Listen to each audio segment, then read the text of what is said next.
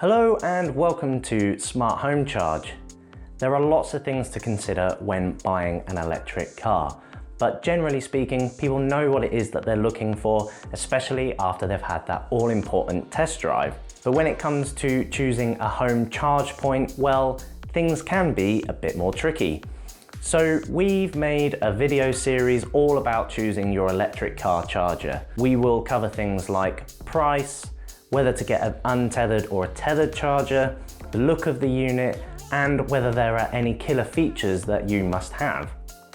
We'll cover these in a lot more depth over the coming episodes, so make sure you subscribe down below, and that way you won't miss out on any content. To make sure you don't miss the first episode in this series, click in the top banner up here, and that will take you straight to it.